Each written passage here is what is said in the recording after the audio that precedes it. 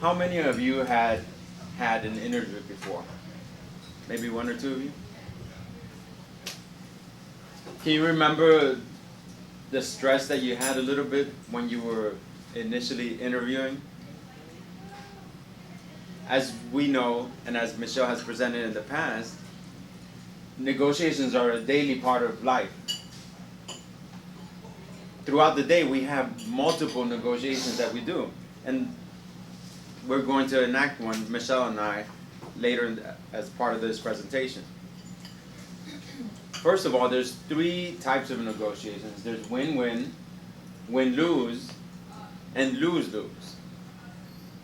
Win-lose, for example, is called a zero-sum game. I win and you lose and that's it. Lose-lose is what probably a lot of people would consider the last presidential election. You had a choice between two candidates and they both weren't the best according to many people. Ideally, we want to approach win-win situations because most of the time we're not playing a game where somebody has to win and somebody has to lose.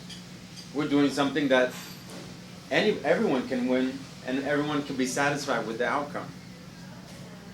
Now there's a couple of components as part of the negotiation process. 5 to be specific. You want to know what you want.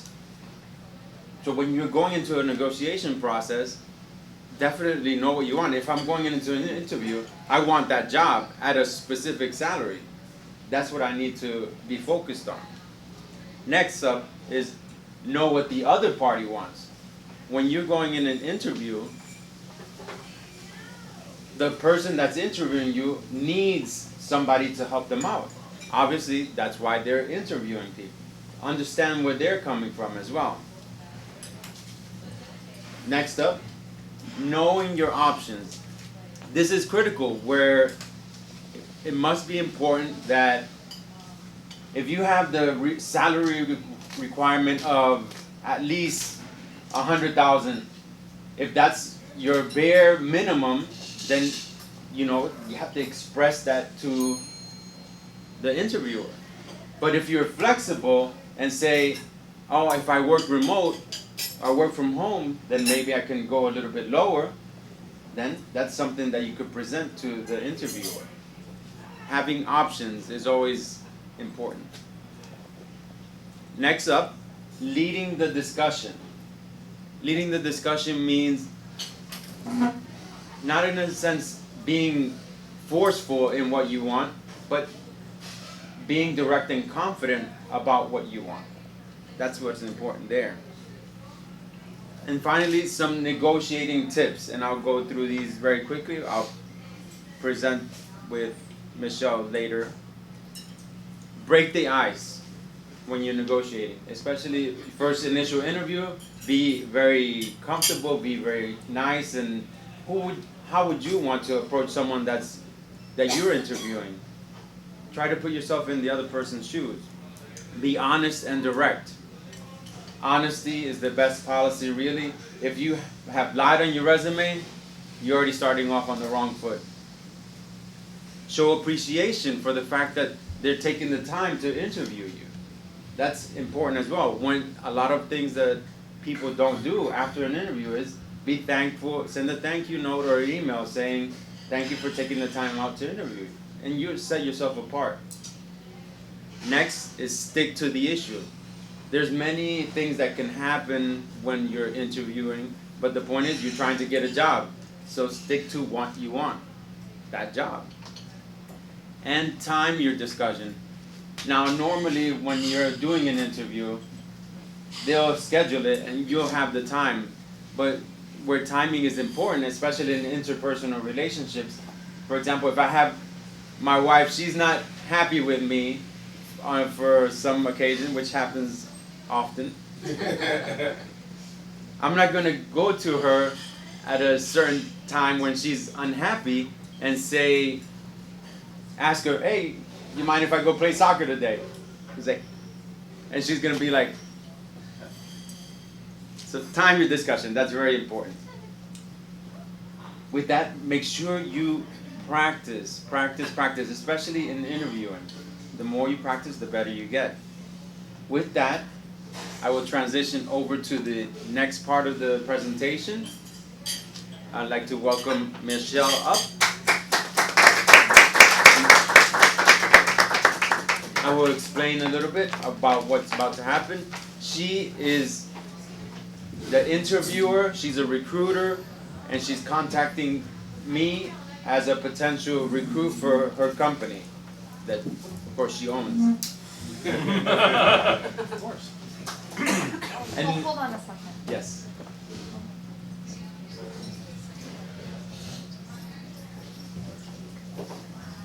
Okay. Rephrase that.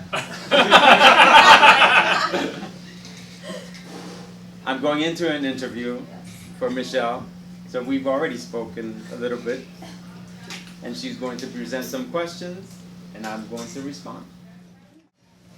Hi Michelle, how are you? Nice to see you, Marvin. I'm glad you could come by today. Thank you very much. I know we spoke a little bit on the phone about your qualifications. Yes. I just had some follow-up questions if you don't mind. Great, thank you, All I right. appreciate it. Yeah. By the way, that's a nice color.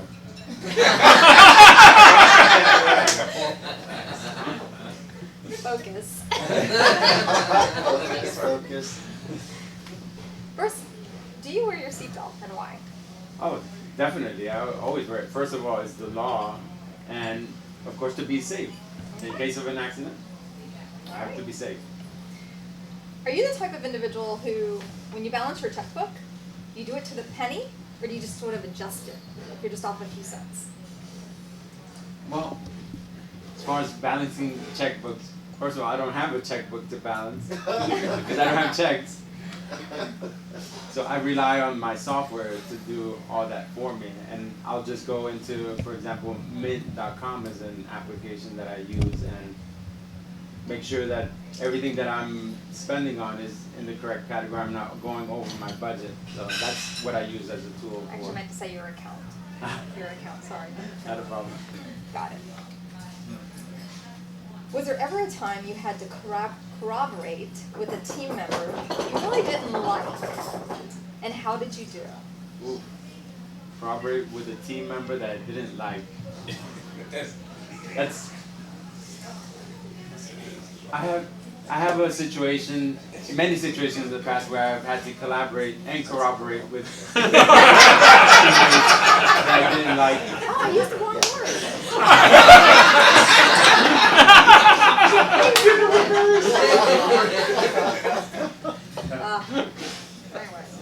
The point of the situation is that what is the purpose of what I'm working with the individual? We have a mission to accomplish. So let's accomplish that mission.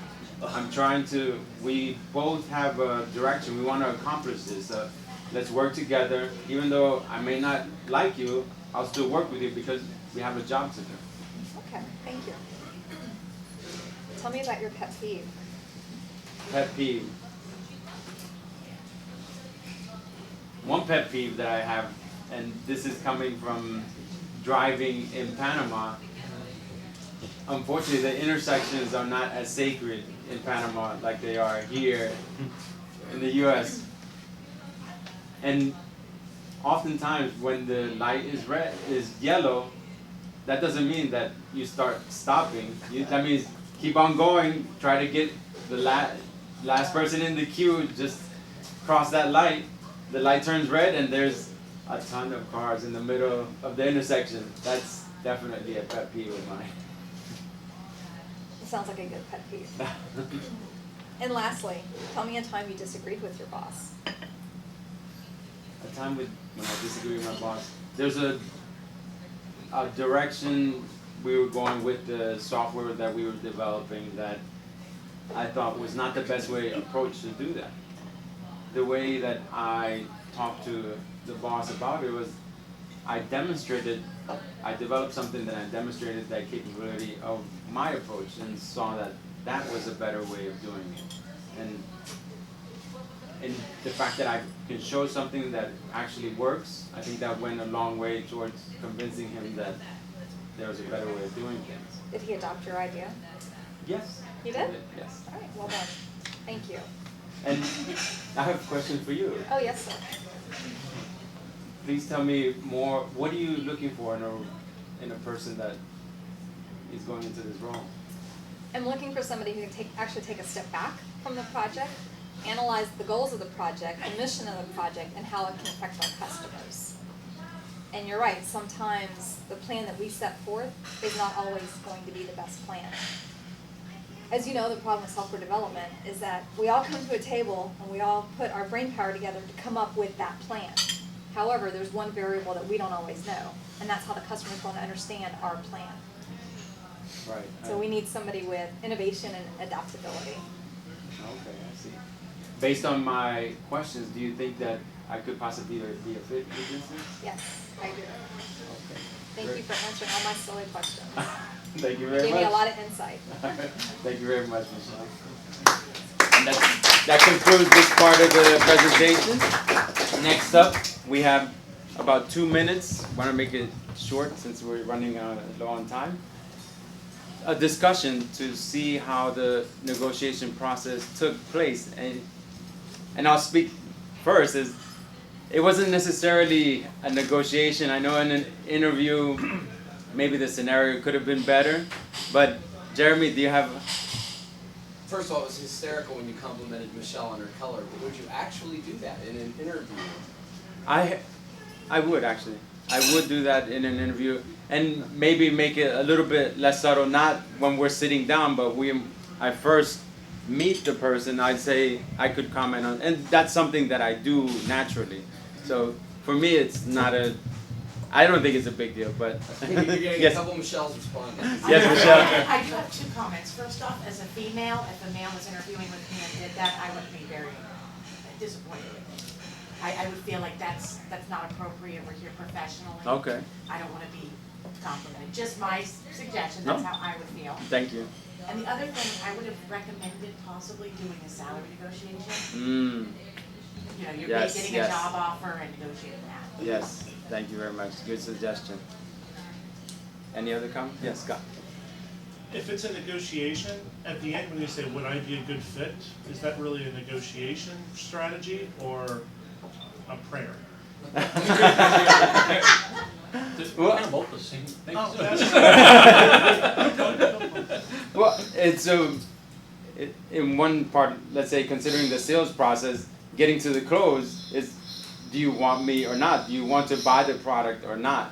And that's what I was alluding to without going that direct. I think that was my purpose in mentioning that. Of course, an interview would be much more extended than 2-3 minutes, but it was kind of condensed. Yes. Michelle? In reference to commenting on my boss, pick something in the office that is neutral, that Yes. you can say, oh, go Gators. Oh, okay. All right. And we're taught that in sales as well. Anytime we have a meeting in somebody's office. But it was, the questions were, like you said, we had a short amount of time, and I guess I didn't understand the scope of the project. Right. I'm Yeah. sorry, I should have asked you Well, the different thing is, questions. I should have not approached you 5 minutes before the meeting. Well, then there's that. Any other comments before we close? No? Well, I thank you very much for taking the time to view the presentation, and thank you for the valuable feedback, and especially round of applause for Michelle.